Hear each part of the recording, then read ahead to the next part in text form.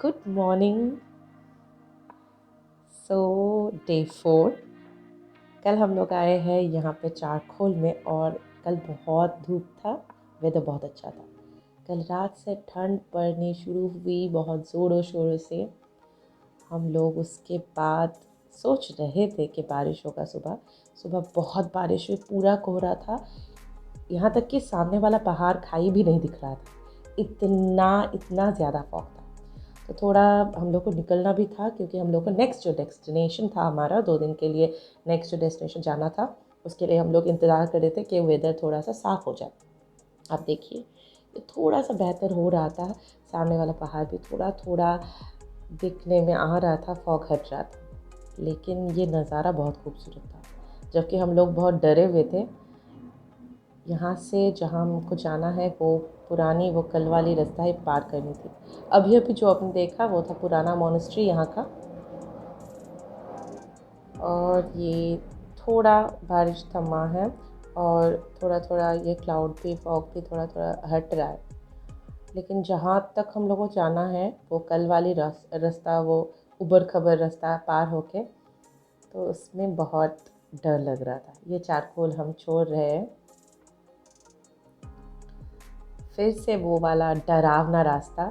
और fog light से भी ना दिखाई नहीं दे रहा था, इतना फॉग ऑलरेडी था, बारिश हो रही थी और यहाँ पे कोहरा था पूरा रास्ता। तो ये था करीब करीब 10 बजे हम लोग जब निकले, और 10 बजे कोई धूप नहीं, पूरा ऐसी वेदर है यहाँ पे। तो फिर भी थोड़ा लाइट आ रहा है, कुछ कुछ जगह में इतना काला हो रखा था, इतना फॉगी था कि सामने वाला रास्ता दिख भी नहीं रहा था।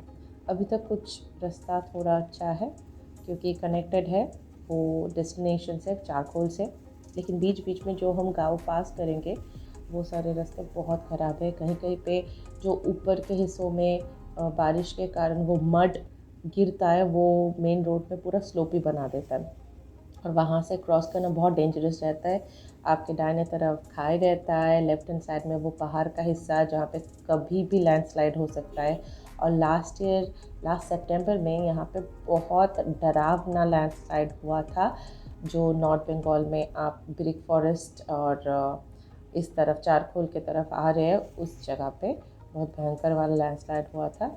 और इसीलिए कम्युनिकेशन कुछ काफ़ी घंटों तक बंद था और उसके चलते रास्ते में कुछ कुछ खाई के बॉर्डर एरिया एजेस में कुछ काम किया गया है। अभी थोड़ा पतला रास्ता शुरू हो गया। अब यहाँ से आप देख सकते हैं ऊंचा नीचा और ट्विस्ट्स, ऑल दिस डांस, ये सब शुरू हो जाएगा। और संभल के जा रहे थे लेकिन हम लोग बहुत डर रहे थे, यहाँ तक कि इतना इतना स्लिपरी था रोड, कभी भी स्किड कर सकता है। तो ड्राइवर भी बहुत बहुत आराम आराम से चला रहे थे। यहाँ पे वो मडी एरिया शुरू हो चुका है, ऊपर वाला पत्थर गिरा है, कुछ कुछ जगह में मिट्टी जमने लगा है, तो बहुत स्लिपरी हो रखा था। यहाँ पे आप सामने देख सकते हैं रास्ते का हाल। और पूरा जो कार है वो नाच रहा था, लिटरली डांस कर रहा था। आप राइट हैंड साइड में देखिए क्या हाल हो रखा है। और इस रास्ते में कुछ काम भी हो रहा था, तो एकदम पतला सा एक लेन बना हुआ था और बहुत ही सब सावधानी से संभल संभल के हमारे जो ड्राइवर थे वो निकाल रहे थे गाड़ी को।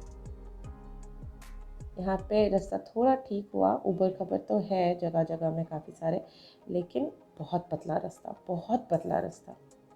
और हम लोग बहुत, कल तो धूप था और पहली दफ़ा आ रहे थे, कल तो डर लग रहा था। लेकिन आज जो रास्ता हम लोग को मिला था उसके साथ जो बारिश मिला था, इसके वजह से हम लोग जप रहे थे पूरा मन में कि पहुंच जाए, बस जल्दी जल्दी पहुंच जाए। अंदाज़ा तो इतना था कि रास्ता बहुत लंबा होने वाला है क्योंकि कल तो काफ़ी टाइम लगा था, तो आज तो लगेगा, स्लो में जा रहे वेदर के कारण। फिर भी चलो, एटलीस्ट इतना एक भरोसा था। अगर धूप होता तो बहुत ही हेक्टिक रहता, तो इस वेदर में थोड़ा थोड़ा पीसफुल था। ये रास्ता देखिए कितना ख़राब हो रखा है। और इसमें सारे के सारे जो लोकल्स थे ना, सबके पास तो कार नहीं होता है, वो सब लोग तो अवेल नहीं कर सकते। सब लोग अपने छोटे छोटे बिजनेस के ऊपर डिपेंडेंट है। कहीं कहीं वो लोग एग्रीकल्चर के साथ भी जुड़े हुए हैं, जो लोकल क्रॉप्स है, वेजिटेबल्स है, वो उगाते हैं। यहाँ पे रास्ता फिर से बहुत ख़राब, बहुत ही ज़्यादा ख़राब। लेकिन वो लोग, उनके पास जबकि कार नहीं होता है, वो लोग स्कूटी में जाते हैं। कोई मेडिकल इमरजेंसी हो तो आप सोचिए कितना उन लोगों को ट्रबल लेना पड़ता है। यहाँ से ज़्यादातर लोग मेडिकल इमरजेंसीज के लिए वो लोग सिलीगुड़ी जाते हैं, जो यहाँ से 2.5 घंटा दूर पड़ता है। और ये रास्ता है, हालत ये है रास्ता का। तो ज़्यादातर स्कूटर पे ही वो लोग जाते हैं। स्कूटर जो भी टू व्हीलर उन लोगों को मिलता है उस पर वो लोग ट्रैवल करते हैं। लेकिन जगह बहुत सुंदर है। कोई भी कठिनाई के बिना शायद आपको ज़िंदगी में कुछ अचीव नहीं होता है। तो ये जगह भी कुछ ऐसा लगता है, क्योंकि ये लोग पोल्यूशन फ्री एक जगह में रहते हैं और जो हेल्थ के लिए इतना बेनिफिशियल है। सारे के सारे चीज़ें बहुत नॉर्मल अवेलेबल होते हैं, नेचुरली उन लोगों को मिलता है। वो प्रोड्यूस करते हैं without any preservatives, pesticides and all. तो उस हिसाब से जगह बहुत खूबसूरत है। किसी के इंटरनल जो भी हेल्थ है, माइंड रिलेटेड जो भी कॉम्प्लिकेशंस है, यहाँ पे होने की कोई वजह ही नहीं है। इतनी पीसफुल जगह है कि किसी को भी वो मेंटल सैनिटी मिल जाएगा।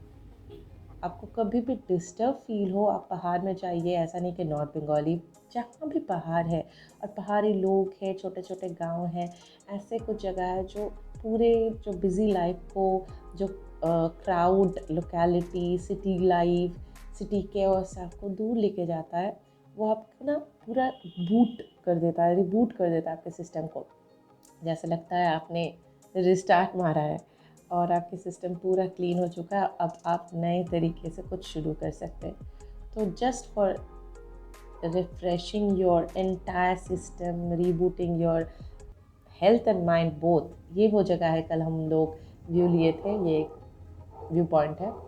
मैं नाम याद नहीं आ रहा है मुझे, कुछ टिपलू या पिटलू ऐसा कुछ जगह था, लेकिन बहुत सुंदर है। यहाँ पे भी कैंपिंग का प्रोविज़न है, टेंट्स बनाए हुए, जो एक नीचे थोड़ा सा डीप में एक वैली टाइप बना हुआ वहाँ पे। तो ये गांव भी छोड़ के हम लोग जा रहे हैं। अभी पहाड़ी का वो हिस्सा है जहाँ पे बहुत ही आपको नीचे जाना पड़ेगा और ट्विस्ट एंड टर्न्स बढ़ेंगे, जो हमें कल आते टाइम मिला था। और तब हमारा हाल बहुत बुरा हो चुका था, क्योंकि इतना हाइट और इतना जल्द जल्द में ट्विस्ट आ रहे थे। मतलब इतने कम डिस्टेंस के अंदर आपको फिर से टर्न लेना, फिर से ऊपर जा रहा है, फिर से दाएं और लेफ्ट, ये सब चल रहा था। तो हमें बहुत बहुत एक झटका तो नहीं, लेकिन काफ़ी वो एक डर लग रहा था। हाँ, सच में डर लग रहा था। तो अब देखिए क्या हाल है इस जगह में फॉग का, कि सब लोग फॉग लाइट जला के जा रहे हैं, जबकि सुबह के कुछ 11 टाइप बज रहा है। आप सामने देख सकते हैं, लेफ्ट हैंड साइड में पूरा खाई है और वहाँ पे पूरा फॉगी हो रखा है। और ये जगह है जहाँ से ट्विस्ट बढ़ेंगे। तो ये जो ड्राइवर थे हमारे, ये सिलीगुड़ी में रहते हैं। आप अगर सिलीगुड़ी से ड्राइवर मिलता है आपको, कोई भी स्टेशन जैसे कि एनजीपी तक ट्रेन जाती है या फिर कोई भी आते हैं बाई कार, तो सिलीगुड़ी या फिर एनजीपी से आपको ट्रेन ड्राइवर्स मिल जाएंगे।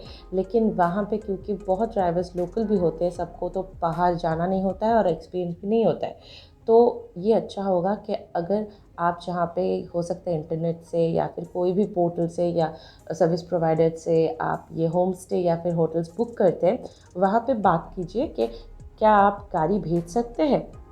क्योंकि वो लोग अगर गाड़ी भेज सकते हैं तो वो लोग उसी आदमी को, उस टाइप के ड्राइवर को अपॉइंट करते हैं जो लोग अच्छे से रास्ते को जानते हैं। और इसके चलते आपका जो एक्सपीरियंस रहता है ना, वो स्मूथ रहता है। एटलीस्ट आपको पता होता है कि जो जा रहा है उसको पता है रास्ता, तो हेक्टिक कम होता है। जैसे हमारे जो ड्राइवर थे, इनके कुछ 30 साल के एक्सपीरियंस था, तो जिसके चलते हमें ये मदद मिली कि एटलीस्ट उनको रास्ता पता है। रास्ता बहुत ख़राब है तो हम लोगों को वो कॉन्फिडेंस में ले सकते हैं कि हाँ, उन्हें पता है, तो ये आना जाना उनका लगा रहता है, तो कोई डरने की बात नहीं है। कोई कम उम्र के, कम एक्सपीरियंस के ड्राइवर हो और उनको कोई ऐसा एक्सपीरियंस नहीं हो कि वो ऐसे रास्ते में आते जाते रहते हो, तो जो भी टूरिस्ट होंगे वो थोड़ा सा डर ही जाएंगे, क्योंकि रास्ता इतना ही कॉम्प्लिकेटेड है।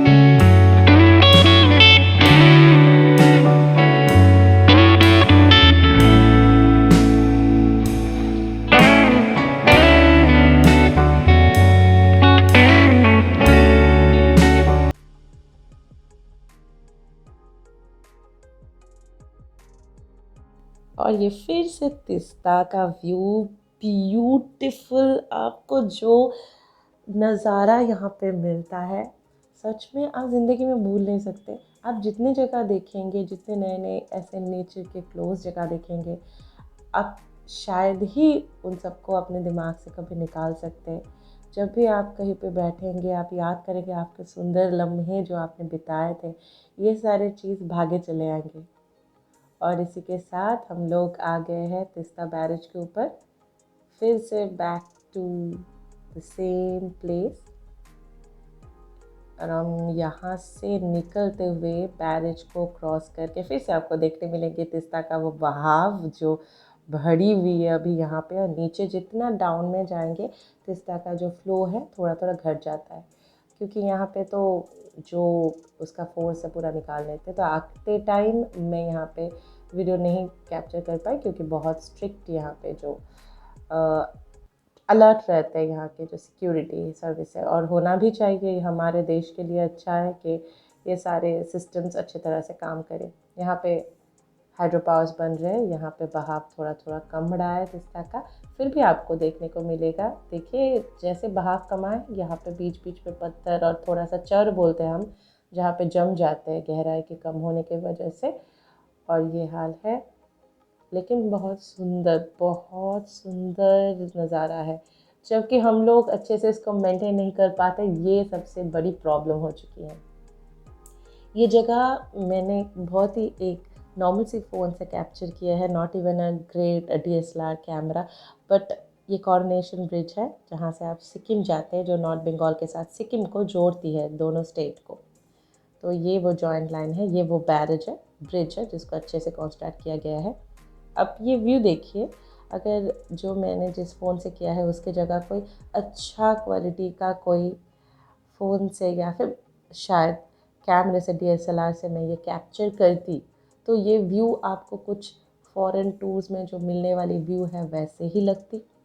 तो हमारे जो छोटे छोटे जगह है, हर स्टेट के कुछ ऐसे स्पॉट्स है जो बहुत खूबसूरत है, लेकिन हम उसको वर्ल्ड प्लेटफॉर्म में, इंटरनेशनल प्लेटफॉर्म में उतना आगे नहीं लेके आ पाते जितना कि वो डिज़र्व करती है। ये चीज़, ये जगह, ये वैली, ये सारे नेचुरल ब्यूटी जो है, ये आपको बहुत जगह मिलेंगे, जो सारी जगह फेमस भी नहीं होंगे। तो शायद हम लोगों को हमारे घर के पास, हमारे स्टेट के अंदर ये सारी जगह को एक्सप्लोर करनी चाहिए और प्रमोट करनी चाहिए, ताकि ट्रैवल और टूरिज़्म जो भी उसका बिज़नेस यहाँ पे डेवलप हो सके, और यहाँ के जो लोग हैं, लोकल लोग हैं, वो उससे प्रॉफिट अर्न कर सके, ज़िंदगी में सुधार ला सके। ये टी गार्डन है, यस, नॉर्थ बंगाल में आपको बहुत मिलेंगे, दार्जिलिंग और उसके आसपास के जगह में, और आसाम में भी टी एस्टेट्स, टी गार्डन्स आपको बहुत बहुत मिलेंगे। अभी जो सीज़न था तब पत्ते झड़ रहे थे, पत्ते सूख रहे हैं कुछ कुछ जगह में, तो वहाँ पे वो लोग छाट रहे थे प्लांट को। यहाँ पे मैंने कुछ कुछ लोगों से बात भी की, ये बीच में से ट्रेन ट्रैक था, रेलवे ट्रैक है। तो जब ये ट्रेन्स जाते जैसे हल्दीबारी वगैरह ट्रेन, तो हल्दीबारी एक्सप्रेस, तो वो ये टी एस्टेट के अंदर से जाता है। कैन यू इमेजिन, जो लोग ट्रैवल कर रहे होंगे उसके लिए, उनके लिए क्या व्यू है। तो ये नेचुरल एंटिटीज़ को हम जितना प्योर तरीके से प्रिजर्व कर सके, देखभाल कर सके, और एक ही साथ उसको प्रमोट भी कर सके, कि सब छोटे छोटे ग्रुप में, नॉट कि हम बहुत गंदे करते हैं अच्छे अच्छे जगह को, तो वो ना करते हुए उसको संभाल के प्रिजर्व करते हुए उसकी एंटिटीज़, उसके वैल्यू को बरकरार रख के चले, तो बहुत अच्छा है। ये यहाँ पे हम लोग कोर डूअर्स के अंदर घुस रहे। हमने जो अभी अभी जगह पास किया है वो सिटी एरिया, वो सदर बोलते हैं, वो एक्चुअली था माल बाज़ार। तो माल बाज़ार जाते ही वहाँ पे मेरे बहुत बहुत सारे नॉट मेमोरी में कभी नहीं आई हूँ। यहाँ पे ट्रेन क्रॉस कर रहा था, जो ट्रेन मैंने दिखाई कि टी एस्टेट होके जा रहा था। तो बैक टू द स्टोरी, माल बाज़ार में कभी नहीं आई हूँ, लेकिन मेमोरी कैसे और कहाँ से आई, तो मेमोरी है मेरी पहली जो नावल मैं ज़िंदगी में पढ़ी हूँ बांग्ला में, मतलब बंगाली में, समरेश मजुमदार के लिखे हुए नावल सातकाहन के 2 पार्ट मैंने पढ़े थे, तो सीक्वल, तो वो इसी जगह से था। और जो राइटर है, ऑथर है समरेश मजुमदार, वो यहाँ पे पले बड़े थे माल बाज़ार में, तो उनका ये बर्थ प्लेस था। तो बहुत सारे मेमोरी, बहुत सारे नॉस्टैल्जिया, क्योंकि मुझे बहुत पसंद है। कोई भी ज़िंदगी में पहला जो नॉवल है नहीं भूलता है। यहाँ पे कुछ सिक्योरिटी प्रोसेस है। हम लोग चालसा फॉरेस्ट होके अभी एंटर करें। चालसा भी एक बहुत ही अच्छा जगह है, ट्रैवल स्पॉट है फॉरेस्ट के अंदर। तो यहाँ हम लोग जा रहे हैं, ऑलरेडी एंटर कर चुके हैं मूर्ति रिवर को क्रॉस करते हुए झालंग, जो कि हमारा लास्ट स्टॉपेज है। और हम यहाँ पे 2 दिन रुकने वाले हैं, आज के दिन, आज का रात और कल की पूरे दिन, और परसों हम लोग सुबह यहाँ से जाएंगे। ब्रेकफास्ट करके हम लोग यहाँ से निकल जाएंगे। तो ये जो आपने अभी अभी ब्रिज देखा जहाँ पे हम लोग क्रॉस किया, और वहाँ पे कुछ बुद्धिस्ट राइटिंग्स के साथ कुछ कपड़े, जैसे रंग बिरंगे मल्टी कलर्ड कपड़े आपको दिखे, ये आपको पूरे पहाड़ में हर एक ब्रिज, हर एक इंस्टीट्यूशन, हर एक अच्छे बिल्डिंग जो है, मे बी मोनास्ट्री और कोई भी मोनूमेंट्स उसके आसपास दिखेगा। ये क्यों है मैं बता दूँ, ये बुद्धिस्ट बिलीफ है। उसके पहले मैं बता देती हूँ, लेफ्ट हैंड साइड में जो आपको दिख रहा है ये रबर फार्म है। यहाँ पे रबर बहुत उगते हैं, फार्मिंग होता है, और उसका जो एक्सट्रैक्ट निकलता है उसको जमा के वो लोग रबर के शीट बनाते हैं। चमड़े की तरह दिखता है लेकिन होता नहीं है चमड़ा। तो वहाँ पे अंदर जाके फ़ोटो खींचना अलाउड नहीं है, क्योंकि ये गवर्नमेंट प्रोजेक्ट है। तो मैंने बाहर से उसको देखा, और प्लांट्स में भी आप देख सकते हैं रबर के प्लांट्स बहुत यहाँ पे मतलब कल्टीवेट करते हैं, वो लोग उसको उगाते हैं, और रबर एक्सट्रैक्ट लेके यहाँ पे रबर शीट्स, रबर क्यूब्स बनते हैं। तो जहाँ पे थे हम, बैक टू द स्टोरी, जो ब्रिज पे ये कपड़े रहते हैं मल्टी कलर्ड, उसमें बुद्धिस्ट पाली में लिखे हुए रहते हैं कुछ स्क्रिप्ट। वो क्या है, वो एक्चुअली बुद्धिस्ट बिलीफ के साथ जुड़े रहते हैं। उसका मैसेज यही है, कोई भी बिल्डिंग, कोई भी ब्रिज जो वो लोग क्रॉस करते हैं उसको कोई हानि ना पहुँचे। तो कोई भी नेगेटिव एनर्जी, कोई भी ऐसी चीज़ जो एक्सीडेंट या फिर कुछ भी ला सकती है, तो उसको प्रिवेंट करता है। ये है हमारा होम स्टे, जो कि रिसॉर्ट टाइप का ही है, सेमी रिसॉर्ट। उतने आप एमिनिटीज़ एक्सपेक्ट मत कीजिएगा कि पूल वगैरह होंगे, क्योंकि ये बाहर है, लेकिन बहुत बहुत खूबसूरत, और इसका यूएसपी अब आपको दिखेगा। हाँ, ये है हमारे बालकनी से रिवर जौलढाका की व्यू। ये रिवर बिंदु एक जगह है जो वेस्ट बंगाल की लास्ट विलेज है, जहाँ पे हम लोग जाएंगे कल सुबह, और वहाँ से आते हैं। वहाँ पे भी एक हाइड्रो प्रोजेक्ट है, जौलढाका रिवर डैम है वहाँ पे। यहाँ पे पास पास पे कुछ एग्रीकल्चर भी होते हैं, लोकल जो है वो लोग यहाँ पे करते फार्मिंग। और ये देखिए वाटर बॉडी जो हमारे बालकनी से दिख रहा है, रिसॉर्ट के जो ऊपर की बालकनी है वहाँ से दिख रहा है। ये हम आपको पूरा प्रॉपर्ली पास जाके दिखाएंगे। सामने वाला पहाड़ जो आप देख रहे हैं वो भूटान है। अभी हम लोग हैं नदी के पार, हम लोग को रहा नहीं गया, हम लोग लंच करते आगे, और बहुत बड़े बड़े पत्थरों के बीच से ये जौलढाका रिवर है, और थोड़े थोड़े कुछ होम स्टे बनी हुई है। और ये पार इंडिया है। इस पार हम जो जा रहे हैं ये एक लास्ट रिसॉर्ट है इंडिया का, जो नॉर्थ बंगाल में है, झालंग की। और इसी के पार वो नदी है। यहाँ पे भी छोटे छोटे स्ट्रीम्स हैं, जहाँ ये थोड़ा सा छोटा एक ब्रिज किया गया है। थोड़ा कुछ एक दो शाखा इधर भी आ रहे हैं, लेकिन जो मेन स्ट्रीम जाता है वो इंडिया को और भूटान को, भारत और भूटान को अलग करता है। ये राइट हैंड साइड में जो आप पहाड़ देख रहे हैं वो भूटान है, पूरा भूटान। और यहाँ से एक स्ट्रीम जाता है सीधा, जहाँ पे जाता है उसका बहाव थोड़ा चौड़ा है। ये जो रिसॉर्ट है यहाँ पे खुद वो लोग, यहाँ पे डक्स है, डियर है, और ऐसे नेचुरल जो फीचर्स वो लोग मेंटेन रखते हैं। आपको होम स्टे जैसा भी मिलेगा, और अलग अलग स्वीट भी है। बहुत सुंदर है, बहुत सुंदर। ये पिक टाइम है टूरिस्ट के आने का, दिसंबर में, इसलिए पूरा भरा हुआ है। हम लोगों को ये जगह नहीं मिला, लेकिन अभी तो हम खुश हैं, क्योंकि हमें जो होम स्टे मिला है वो हमें बहुत अच्छा लगा। उसका व्यू दोनों को जोड़ता है। ये जैसे थोड़ा सा आइसोलेटेड है वो गाँव से, और हमारा होम स्टे थोड़ा दोनों से कनेक्टेड है। तो जो भी होता है अच्छे के लिए। ये देखिए,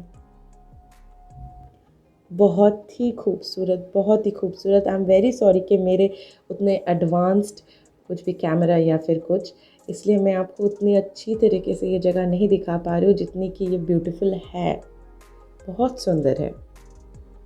तो हम सबको ना हमारे स्टेट के अंदर, कोई महाराष्ट्र में रहता है, महाराष्ट्र के अंदर कोई पुडुचेरी के पास रहता है, कर्नाटक में रहता है, कोई उड़ीसा में रहता है, कोई बंगाल में रहता है। हर एक स्टेट में ऐसे नेचुरल व्यूज़ होते हैं, नेचुरल रिसोर्सेज के भरे हुए जगह होते हैं जहाँ पे हम लोग जाते ही नहीं, हमको पता ही नहीं। तो हम सबको एक्सप्लोर करने चाहिए हमारे फोर फादर्स की तरह।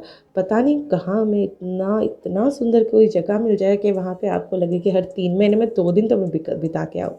तो हम लोग ये डिसाइड किए हैं कि हर साल एक बार तो 2 दिन के लिए हम लोग यहाँ जाएंगे, सुंदर सी जगह में। और वहाँ पे दूर पे आपको जो पहाड़ दिख रहा है, आज तो पूरा फॉगी था इसलिए वो दिखा नहीं। वहाँ पे है धोलखाम बोल के एक पहाड़, जहाँ पे रिसेंटली कुछ महीने पहले चाइना और इंडिया का कुछ हाथापाई हुआ था, चाइना अटैक किया था। तो वो जगह इसीलिए नेशनल सिक्योरिटी के चलते बहुत रोड्स अच्छे से बन रहे हैं और कुछ जगह में वो प्रोटेक्शन प्रोवाइड कर रहे हैं ताकि नेशनल सिक्योरिटी बनी रहे। ये देखिए, और भी पास से। अब आप सोच सकते हैं कितना सुंदर सुंदर जगह हमारे स्मॉल टाउनों में है और हम भागते हैं फॉरेन्स की जगह पे। यहाँ पे मुझे तो मेटलर्जी और स्टोन्स इसकी इतनी आइडिया है नहीं, मतलब बहुत कम है, लेकिन इसको देख के पता चलता है एक एक स्टोन जैसे इरोशन के कारण यहाँ पे बेल्ट्स बनते हैं ना, कलर बेल्ट्स, पत्थर की जो वेरिएशंस होते हैं यहाँ पे आपको इतने मिलेंगे। जो भी ज्योग्राफी से रिलेटेड या फिर जो लोग साइंस या फिर आर्ट से रिलेटेड कुछ भी चीज़ों को लिए उसको लेके फैसिनेटेड है, उन लोगों को बहुत अच्छा लगेगा। कोई नहीं भी है उनको भी मज़ा लगेगा, क्योंकि ये जगह है ही इतनी सुंदर, इतनी इतनी प्यारी। आप इस पानी के बहाव को देखते देखते शायद एक दिन गुजार सकते हैं। हम लोग को पता ही नहीं चला कि हम लोग 3 साढ़े 3 घंटे यहाँ पे बिता के आ गए।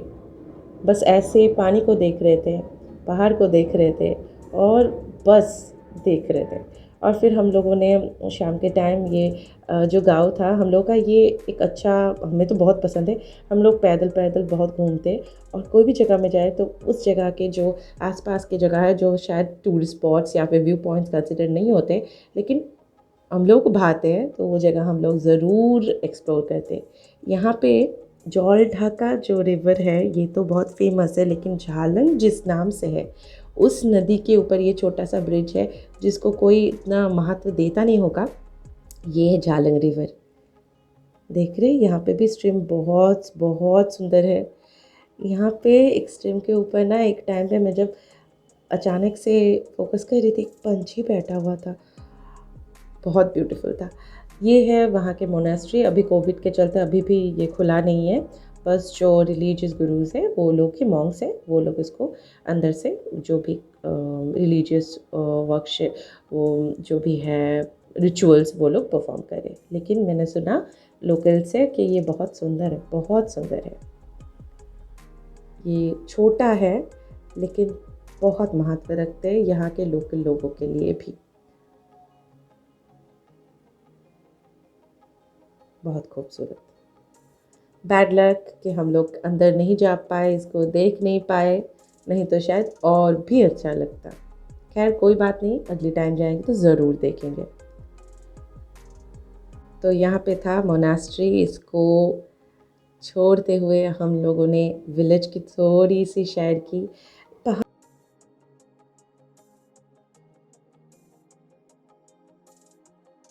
पहाड़ में ना घर भी इतने अच्छे बनते हैं, छोटे छोटे घर इतने साफ सुथरे और इतने अलग, इतने क्यूट। सब लोग फूल और सक्लेंट्स लगाते हैं, वो उनका बिजनेस का भी हिस्सा है। Thank you for watching day 4 journey. कल हम देखेंगे सुबह का नज़ारा। Thank you, bye bye.